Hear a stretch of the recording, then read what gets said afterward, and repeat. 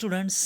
First of all, congratulations and welcome to all of you for entering science stream in class 11th in Sritilok Jain Higher Secondary Vidyalay Pathardi.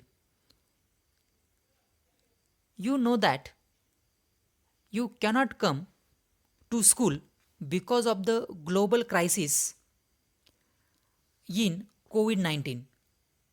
As an alternative to this, the government will provide online education for all students under the concept of study from home and work from home for teachers. Under this concept, you will be given online education through different medium just like Google Cloud Meeting,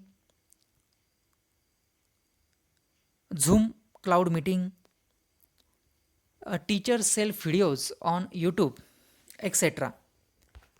Now, in this video, we will discuss about the syllabus, introduction and evaluation pattern of subject physics, standard 11.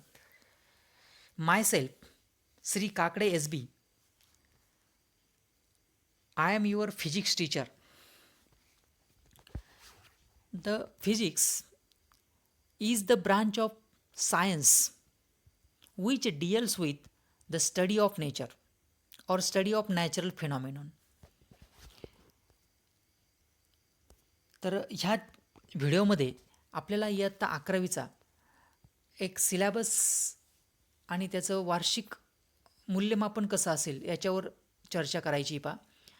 तर chapter wise distribution of marks आपल्यासमोर आहे. एकूण 14 chapter आहेत physics या विषयाचे. तर त्या 14 chapter त्याचे मार्क्स, कंपल्सरी मार्क्स आणि मार्क्स विथ ऑप्शन आपल्यासमोर आहेत पहा. तो पहिला चॅप्टर आहे units and measurements. Units and measurement. मग हा जो चॅप्टर आहे हा 5 मार्काला आहे पहा. हा 5 मार्काला आहे म्हणजे याचे कंपल्सरी 5 मार्क आणि मार्क विथ ऑप्शन हा 7 मार्कासाठी असेल. म्हणजे याचा अर्थ असा की ज्यावेळेस ॲन्युअल एक्झामचा क्वेश्चन पेपर आपल्या समोर येईल त्या ॲन्युअल क्वेश्चन पेपरमध्ये विथ ऑप्शन जे क्वेश्चन असणार आहेत ते 7 मार्कासाठी असतील आणि त्याच्यापैकी विद्यार्थ्यांनी 5 मार्काचं अटेम्प्ट करायचं आहे. म्हणजे 7 पैकी 5 मार्काचं सोडवायचं आहे असा त्याचा अर्थ आहे पहा. 7 मार्काचे क्वेश्चन विचारलेले असतील त्याच्यापैकी 5 मार्काचं तुम्हाला अटेम्प्ट करायचं आहे असा त्याचा अर्थ आहे पहा. हा आहे पहिला चॅप्टर युनिट्स अँड मेजरमेंट. तर ह्या चॅप्टरमध्ये आपल्याला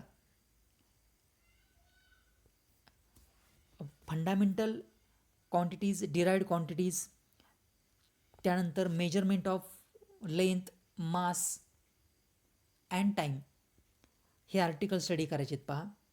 त्यानंतर दुसरा चॅप्टर आहे मॅथमॅटिकल मेथड्स. Mathematical methods. तर याच्यामध्ये स्केलर आणि व्हेक्टरच्या डेफिनेशन, त्यानंतर टाईप्स ऑफ व्हेक्टर, त्यानंतर व्हेक्टरचे संदर्भात असलेले सर्व लॉज आणि काही मॅथमॅटिकल पार्ट आहे पहा. डिफरन्शियल कॅल्क्युलस हे ह्या सेकंड चॅप्टरमध्ये आपल्याला स्टडी करायचं आहे. त्यानंतर तिसरा चॅप्टर आहे तो मोशन इन अ प्लेन.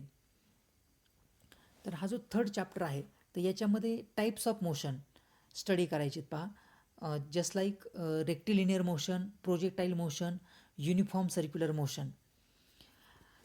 त्यानंतर चौथा चॅप्टर आहे laws of motion. Laws of motion. मग याच्यामध्ये न्यूटनचे law, Newton's laws of motion, त्यानंतर फोर्स आणि त्या संदर्भात असलेले काही कन्सेप्ट, त्यानंतर collision, inertial and non inertial frame of references हे आर्टिकल स्टडी करायचे आहेत. त्यानंतर 5वा चॅप्टर जो आहे तो आहे ग्रॅव्हिटेशन. तर ह्या चॅप्टरमध्ये केप्लर्सचे लॉ, त्यानंतर variation of acceleration due to gravity at depth, at altitude, latitude, the variation of acceleration due to gravity due to the shape. त्याचप्रमाणे सॅटेलाइट आणि त्याच्याशी रिलेटेड काही कन्सेप्ट ह्या चॅप्टरमध्ये स्टडी करायचे आहेत पहा. त्यानंतर 6 नंबरचा चॅप्टर आहे मेकॅनिकल प्रॉपर्टीज ऑफ सॉलिड्स. याच्यामध्ये आपल्याला इलॅस्टिक बिहेवियर ऑफ सॉलिड्स आणि फ्रिक्शनचा काही पार्ट स्टडी करायचा आहे. त्यानंतर chapter number 7 thermal properties of matter. तर याच्यामध्ये measurement of temperature, thermal expansion, specific heat capacity हे आर्टिकल स्टडी करायचे आहेत पहा. त्यानंतर चॅप्टर नंबर 8 साऊंड. तर ह्या चॅप्टरमध्ये साऊंड इज अ वेव. मग types of wave just like the transverse wave, longitudinal wave, त्यांच्या डेफिनेशन, त्यांच्या कॅरेक्टरिस्टिक्स, तसंच डॉपलर इफेक्ट ऑफ साऊंड हे आर्टिकल आपल्याला 8 नंबरच्या चॅप्टरमध्ये स्टडी करायचे आहेत पहा. त्यानंतर 9 नंबरचा आहे ऑप्टिक्स. तर ह्या चॅप्टरमध्ये आपल्याला नेचर ऑफ लाईट, त्यानंतर laws of reflection, laws of refraction, total internal reflection, त्यानंतर resolving power of different optical instrument just like the telescope, compound microscope, simple microscope हे आर्टिकल स्टडी करायचे आहेत. त्यानंतर 10 नंबरचा चॅप्टर आहे electrostatics. Electrostatic it is also branch of physics which deals with the study of electric charges at rest. त्यानंतर electric field संदर्भात आपल्याला study करायचं आहे. त्याच्यामध्ये महत्त्वाचा लॉ आहे कुलम्स लॉ. त्यानंतर गॉस लॉ हे स्टडी करायचे आहेत.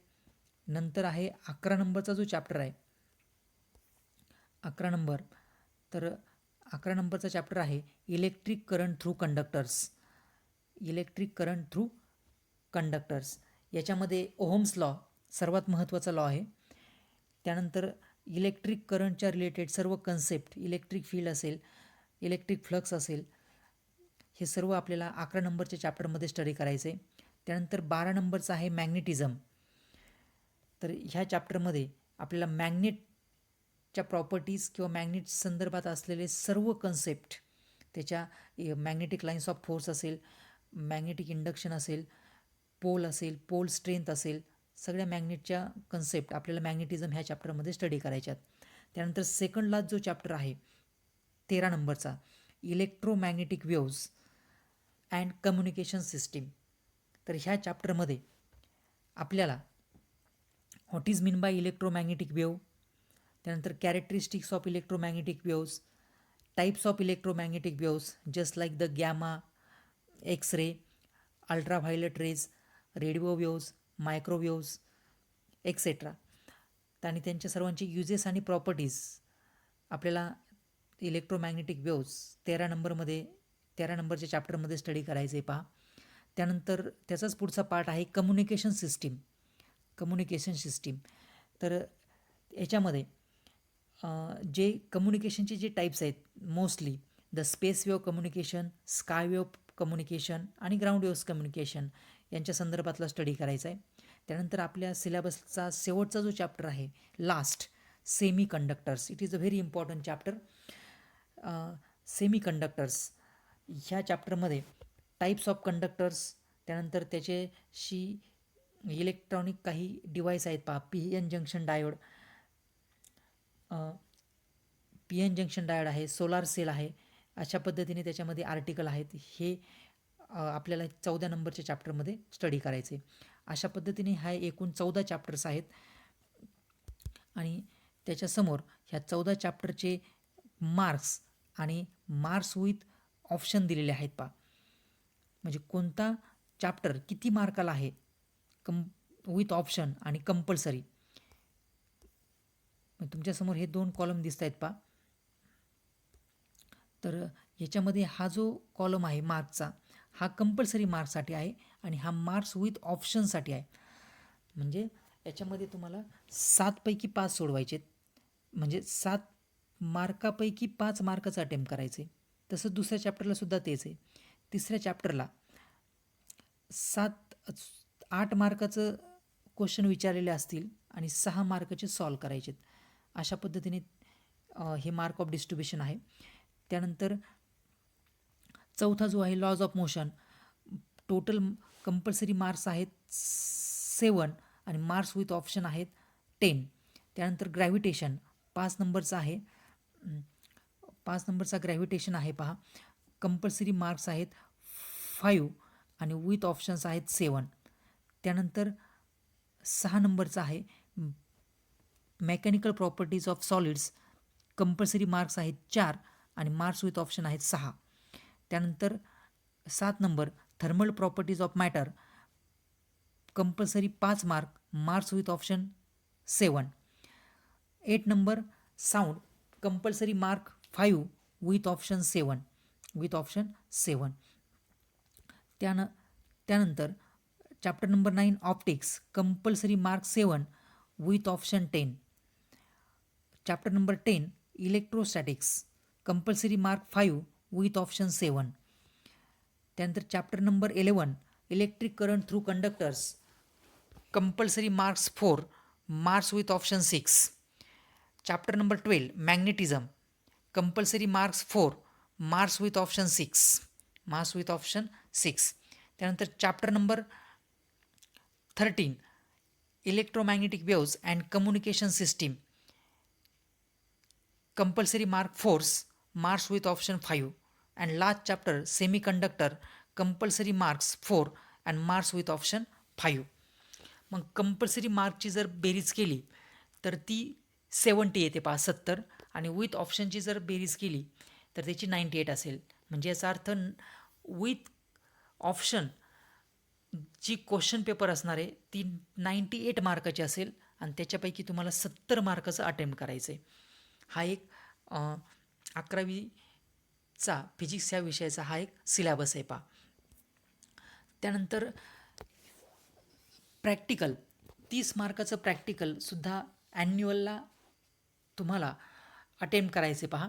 मग हे कसं असेल त्याविषयी आपण त्याच्यावर डिस्कशन करू. तर जी एक्झाम आहे ती प्रॅक्टिकल एक्झाम ही 30 मार्काची असेल. तर 1 लॉंग एक्सपेरिमेंट